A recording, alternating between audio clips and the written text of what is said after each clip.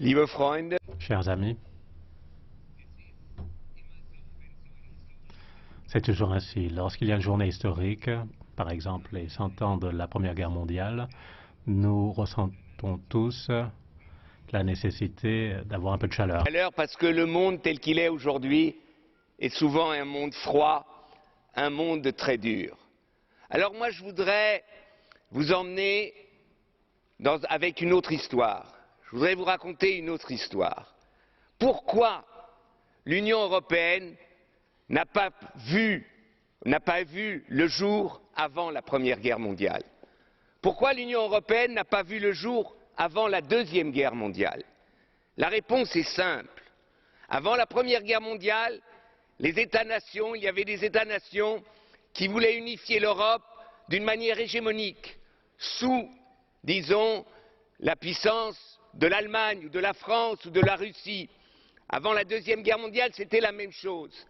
Il a fallu la défaite de l'Allemagne nazie, il a fallu la défaite des grands États coloniaux comme la France et l'Angleterre pour qu'enfin l'Union européenne puisse se créer avec une réalité: il ne doit plus y avoir d'État hégémonique dans l'Europe. C'est ça la condition, ça a été la condition de base de la création de l'Europe telle que nous la connaissons aujourd'hui. L'État, le nationalisme, ce n'est pas seulement la guerre. Le nationalisme, c'est l'égoïsme. L'hégémonisme, c'est l'égoïsme. Et si nous avons une crise politique, peut-être aujourd'hui en Europe, c'est peut-être parce qu'il y a des tendances hégémoniques en Europe. Il y a des tendances que la vérité, on peut la trouver que dans un pays. Je vous dis, si nous continuons comme cela, nous détruisons ce que nous avons construit. Il n'y a pas de vérité unique, il n'y a pas d'idéologie unique. Si nous ne comprenons pas cela, nous n'arriverons pas à construire l'Europe. Et alors,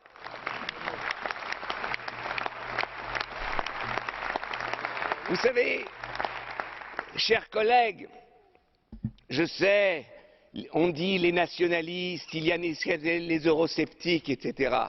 Moi, ce qui me dérange, c'est que les Européens aient peur de se battre, que les Européens se sentent désarmés face aux, disons, aux idéologies des eurosceptiques de droite comme de gauche. Enfin, j'ai envie de vous dire, relisez Camus. Soyons Sisyphe, soyons heureux en remontant en permanence la boule européenne pour faire avancer l'Europe. Oui, c'est difficile, oui, c'est dur, mais c'est un avenir qui sera meilleur pour nos enfants. N'ayez pas peur de vous affronter les bêtises de l'extrême droite et de l'extrême gauche quand ils parlent de l'Europe. Allez-y franco, allez-y facilement. Moi, je vais vous raconter une histoire. Tout le monde nous dit, mais cette histoire de l'Europe, de la guerre, c'est fini. Écoutez, moi j'ai fait des centaines de débats dans des écoles. Et dans les écoles, je raconte toujours une histoire, très simple. Je suis né en 1945, le 4 avril. J'ai été conçu par mes parents avec la première possibilité biologique après le débarquement des Alliés en Normandie. Voilà quand j'ai été conçu. Eh bien moi je vais vous dire, imaginez que le 4 avril, j'arrive sur Terre et je commence à parler et je dis à mes parents, dans 50 ans, il n'y aura plus de frontière entre la France et l'Allemagne. Le Rhin ne sera plus une frontière, mais un fleuve commun. Mes parents auraient dit, on a un problème. Il parle trop tôt et il dit n'importe quoi. Voilà l'histoire européenne. Voilà mon histoire. Et donc, quand on nous dit, mais qu'est-ce qu'on a réussi? Vous l'avez tous dit, on a réussi l'invraisemblable. L'invraisemblable que la Première Guerre, que la Deuxième Guerre mondiale, ce n'est plus possible en Europe. Inch'Allah, Inch'Allah, levons-nous tous les matins et disons merci à tous les Verts, les anciens Verts comme Helmut Kohl, Helmut Schmidt, tous ces partisans du Parti vert européen qui ont réussi à construire l'Europe. Et c'est pour cela que je trouve aussi que quand on parle du futur de l'Europe, ayons une vision. Arrêtons de dire oui, il faut qu'on fasse des compromis. Évidemment, ici au Parlement, il faut faire des compromis. Mais ayons une vision. Moi, je suis pour les États-Unis d'Europe.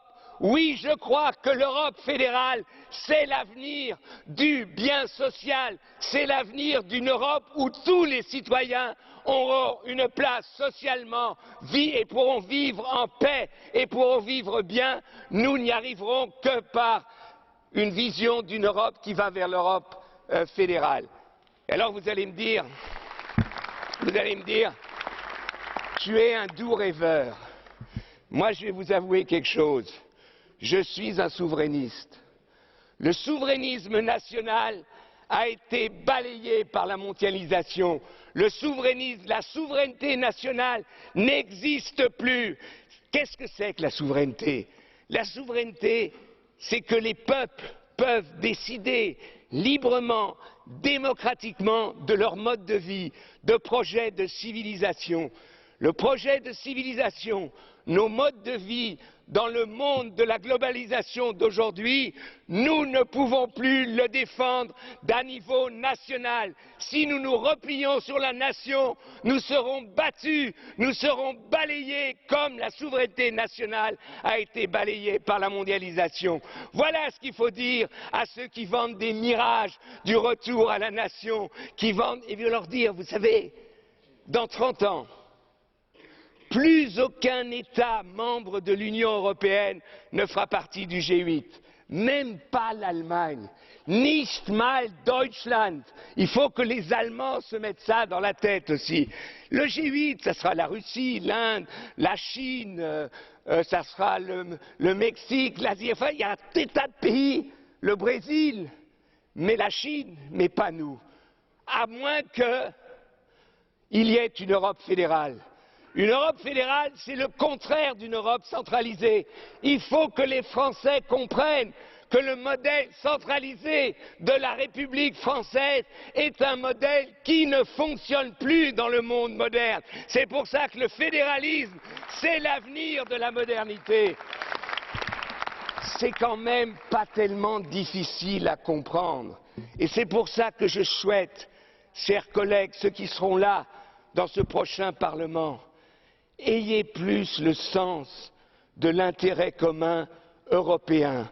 Ne vous battez pas pour défendre des intérêts nationaux, comme ça a été le cas quand on a débattu, par exemple, de la directive sur les voitures. Il n'y a pas d'intérêt commun qui soit réduit à un intérêt national. L'intérêt de l'industrie automobile allemande n'est pas l'intérêt de toute l'Europe. Il faut que tout le monde le comprenne, comme l'intérêt de l'industrie automobile française n'est pas l'intérêt de toute l'Europe. Il faut qu'on le comprenne. Quand est-ce que nous l'avons compris, ça, tous ensemble? C'était simple. Hannes Swoboda en a parlé. Sarajevo, la Bosnie. Quand le massacre des Bosniaques a commencé, la France, l'Angleterre étaient traditionnellement pro-serbes. L'Allemagne était, après la Deuxième Guerre, traditionnellement pro-croate. Et les musulmans bosniaques, ils n'avaient pas de peau.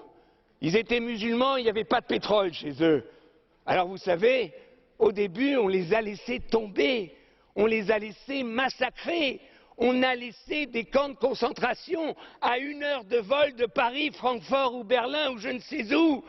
Et quand on a compris que l'intérêt commun de l'Europe, ce n'était pas l'addition de l'intérêt politique de la France, plus de l'Allemagne, plus de l'Angleterre, on a réussi à intervenir.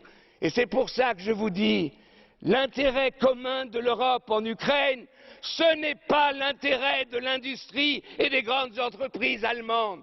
Je trouve quand même incroyable que le président de Siemens a été voir Poutine et lui a dit entre Siemens et la Russie de Poutine, il y a une communauté de valeurs de 160 ans.